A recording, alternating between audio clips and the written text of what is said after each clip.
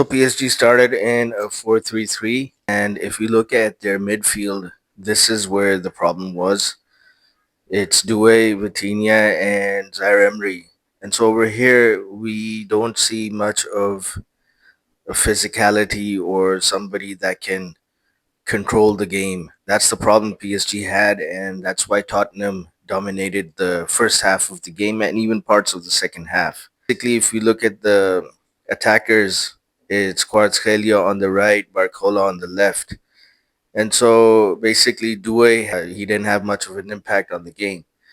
It's then in the second half when Enrique brought on Fabian Ruíz that things started changing. And that's when PSG dominated control of the game and started showing their attacking threat. Kvaratskhelia was subbed off and Doué became the right winger, and so the team became more balanced. If we look at Tottenham, they started off in a 3-4-1-2, and during the game it became a 3-5-2. A much more balanced team. They had a preseason as well. PSG didn't. This wasn't the reason that Tottenham dominated the first half. It was because PSG starting lineup was unbalanced, and that's the decision Luis Enrique took, and he probably took it to take Tottenham by surprise, but it backfired big time. When we look at the stats, it looks pretty much even. But we got to go deep inside. What the stats don't show is that it was Tottenham that dominated the first half of proceedings. And then after the 60th minute in the second half, that's when PSG started dominating the game.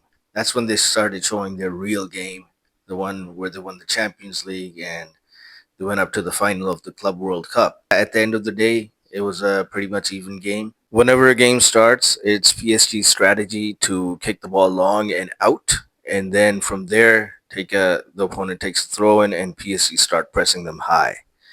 In this game, what we saw was the opposite, and Tottenham started, and so their goalkeeper came in and kicked the ball out wide, and then from there, they copied PSG's strategy and they started to high press.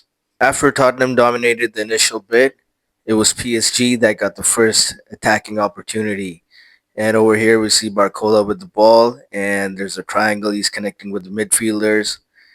And so it's Kvaratskhelia that comes out from the right wing, drifting in towards the center and becomes a striker, and he becomes the fourth man. And then he takes the shot, but it goes wide. This is where Tottenham got their first real big chance. PSG were controlling possession. They had a high line and one wrong pass, and Tottenham were in their 5-3-2. And so they win the ball and they launch a counter attack. And so this was one of the rare instances where they made that perfect through ball, and then there was a shot which was saved by the goalkeeper. And what a performance by PSG's new goalkeeper. Tottenham are the new kings of the set pieces. Last season it was Arsenal, but this season it is Tottenham. And so here we see a player standing at the edge of the box, and Kudus takes the corner and pumps it on the far post, and there's a late run, and there's a header, but it goes wide. Over here we see Tottenham pressing high and PC trying to build out from the back, and it's Dembele that drops deep as a false nine. And so Nuno Mendes connects with Dembele, and Dembele with that turn and through ball to target the spaces behind Tottenham's high line. And it's Barcola's speed that they're looking after. That's how PSG get another chance. So here's how Tottenham's first goal happened. It was a set piece. The goalkeeper takes a free kick. And look at the space he's targeting. He's targeting the extreme left side. And what's happening here is that even if PSG set an offside trap and all the Tottenham players go forward, there are players on the extreme left on the blind side who are making delayed runs to get at the end of the free kick. And from there, Tottenham end up scoring a goal.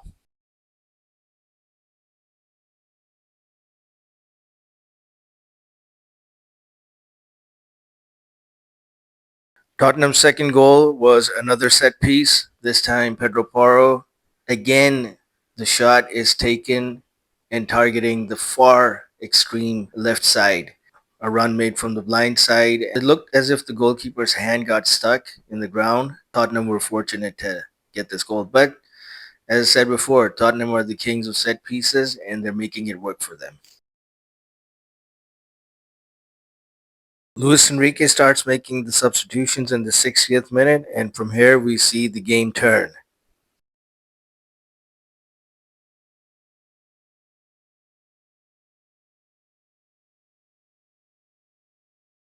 Finally, PSG struck the bout of possession as they were knocking on Tottenham's door. There was Kang-In in the 85th minute. Came out with a shot from the edge of the box and it went straight in. So it was game on now.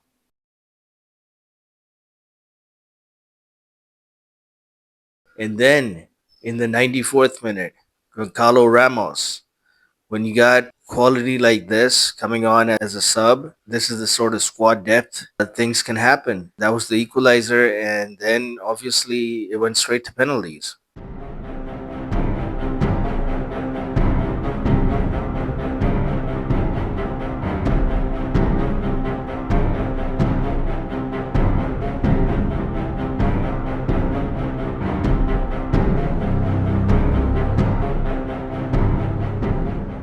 Very, very proud of the players, the team, the club, the fans.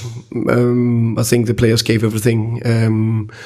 Playing against one of the best teams in the world, maybe the best at the moment. When did you decide to use that formation, and what did you do with the players to help them adapt to it? Probably decided that day after, I guess, the Bayern game. It was already. I knew that we had to do something a little bit different against PSG. So it was like a special operation, and it was medical terms. The operation succeeded, but the patient died. So it was not that good in the end. But no. So we worked on a game plan that was a little bit different, and very, very close to succeed. And Brennan Johnson, no, he was not injured. Just decided to play with two strikers with different types, so he could have come on instead of Matistel, of course, but just different. Thomas, after such a good 80 minutes, what sort of went wrong in the last 10 minutes? Do you think it was sort of a physical thing or more a mental thing? I wish I knew. Sometimes football is the smallest of margins. They kept pushing, made some subs that keep put us under pressure at times, but it's a shot from the edge of the box. That's basically the first goal. Where besides that, before that, we didn't concede really any big chances. I think it was one save from Vic where he needed to save it, and then the momentum and the momentum built it. But again, then they score. Of course, they have some crosses, some situations, and you need to dig deep. But it's basically the next chance. It's not like they have three big chances before the goal is scored. So small margins. Intensity and aggressivity in the pressure and in the defending, and a foundation and a mentality to run hard. That need to be the foundation every single time. Then sometimes you succeed very well. Other times you need to do a little bit better. I think that was good. I think another thing was very positive was the set pieces. Obviously, we knew there was a area where we could hurt PSG. Worked very hard on it. So big credit to the players, and almost gave us a win. As I said, it was a little bit special operation because it was clearly we went in spells a little bit more direct, because we knew that we could hurt them there. Big focus on the set pieces from all areas of the pitch, but we will have focus on set pieces no matter what. I think the high pressure is a non-negotiable when we went man all over the pitch in quite a few good times.